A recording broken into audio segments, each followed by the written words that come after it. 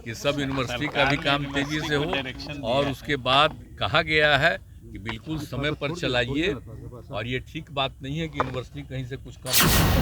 अभी हमको मैंने आज सवेरे ही मालूम हुआ है, तो अभी तो एक एक चीज देखा जाएगा कि कौन है क्या है वो सब पर।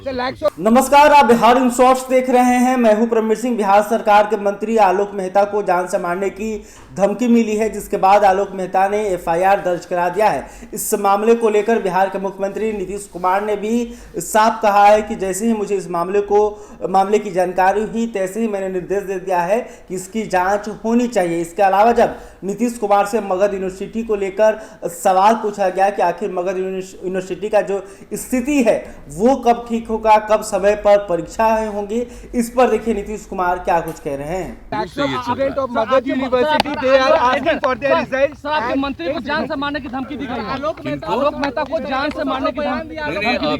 अभी हमने देखा है, न्यूज़ में हमने देखा है, और तुरंत उसके बारे में सब कुछ वो लोग कर रहा है। इसके पूरा चीज एक एक चीज देख रहा है सरकारी। अभी हमको मैंने आज सवेरे ही मालूम हुआ है, तो अभी तो एक एक चीज देखा जाएगा कि कौन है क्या है वो सब पर। सर स्वर्ण आरक्षण को सर हटाया गया है आपको एसटीटी में 2022 में। मगध यूनिवर्सिटी किसको हटाया गया है? स्वर्ण आरक्षण को जो है कॉलम को हटा दिया गया है एसटीटी 2022 के 2022 था, उसमें से हटा दिया गया है ऑनलाइन से। सर मगध यूनिवर्सिटी के लाखों छात्र they are asking for their results, exams are not conducted on time, degrees नहीं मिल रही। अरे भाई, हम लोग कुछ दिन के बाद अभी तो घूम रहे हैं, सब के बारे में पता चला है। इसके लिए पूरी की पूरी हम तो कह दिए हैं मंत्री जी को, वो सब जगह देख रहे हैं।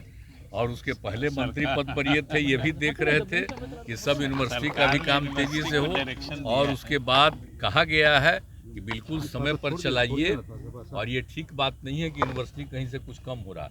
लेकिन हम सुनिए ना, जब समूचा हम कर लेंगे ना, तो उसके बाद एक मीटिंग फिर रखवाएंगे, हम लोग पूरे तौर पर करेंगे।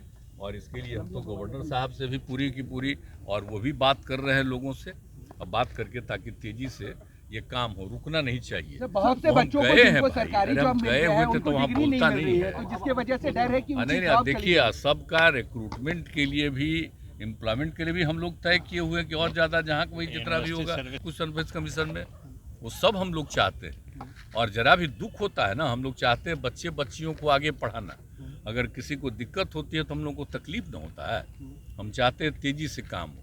तो अगर कहीं भी कोई दिक्कत है, अब हम जब पूरा दौरा हो जाएगा, इसके बाद हम उसका अलग से वो मीटिंग करेंगे। आपको बता दें कि आज बिहार के पूर्व मुख्यमंत्री जननायक कर्पूरी ठाकुर की जयंती है। इस मौके पर नीतीश कुमार ने उन्हें याद किया है, और इसके अलावा उन्होंने तमाम सवालों का जवाब भी दिया। तो देखिए कर्पूरी ठाकुर को कैसे नीतीश कुमार याद कर रहे हैं।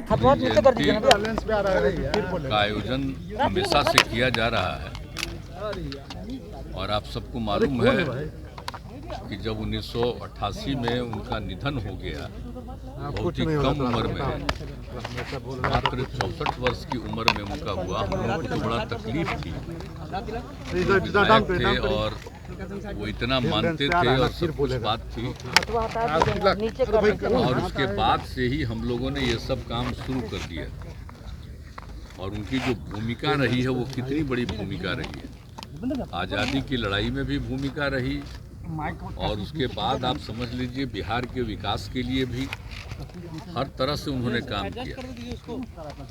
और जब वो बिहार के बने चीफ यहाँ मुख्यमंत्री, तो उन्होंने क्या किस तरह से एक एक काम करवाया। और भले ही ज़्यादा दिन तक नहीं, कुछ तरह से उन्होंने जो काम करवाया और जो कुछ भी उन्होंने दिया, सबके लिए आरक्षण दे दिया, पिछड़ा अति पिछड़ा के लिए, SC ST सब के लिए कर दिया उन्होंने।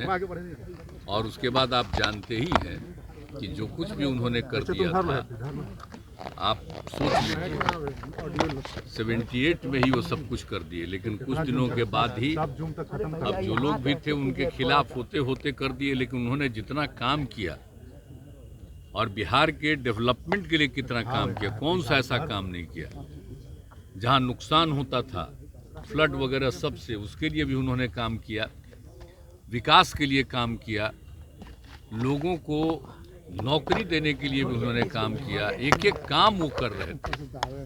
लेकिन ये बड़ा गलत हुआ था कि जो पार्टी थी उसी में इधर उधर करके लोग कर दिए, लेकिन उसके बाद तो ये लगातार काम करते ही रहे हैं। तो उनका अब वो चले गए, अब अगर वो रहते तो उसके बाद तो वही आगे नेतृत्व करते, लेकिन वो चले गए तो हम लोग तो उसी समय से उनके स्मृति में और उनके काम को हमेशा लोगों के बीच में चर्चा करते हैं और ये आयोजन होता है।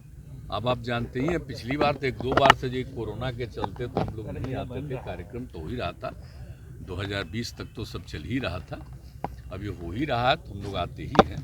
अभी तो जो उनका आवास था जहाँ वो रह रहे थे और निधन हुआ, वो भी जगह बना दिया गया है, तो उस जगह पर भी अभी जाएंगे और इसके बाद उनके गांव में हम जाएंगे। तो इस सब जगह सब दिन से हम लोगों की ये परंपरा रही है। तो आपने देखा कि कर्पूरी ठाकुर को लेकर उन्होंने कहा कि वो हम लोगों के अभिभावक थे, अगर आज वो होते तो उन्हीं के नेतृत्व में हम लोग काम करते, लेकिन अब नहीं है तो हम लोगों को आगे आना पड़ा है। उन्होंने सभी समाज के लिए, बिहार के विकास के लिए बहुत काम किया है और उन्हें कभी भुलाया नहीं जा सकता है। बहरहाल अभी तक आपने हमारे चैनल को सब्सक्राइब नहीं किया, तुरंत कर लें। इस खबर को लेकर आप क्या सोचते हैं कमेंट करके बताइएगा। वीडियो फेसबुक पर देख रहे हैं तो हमारे पेज को भी लाइक कर लें। धन्यवाद।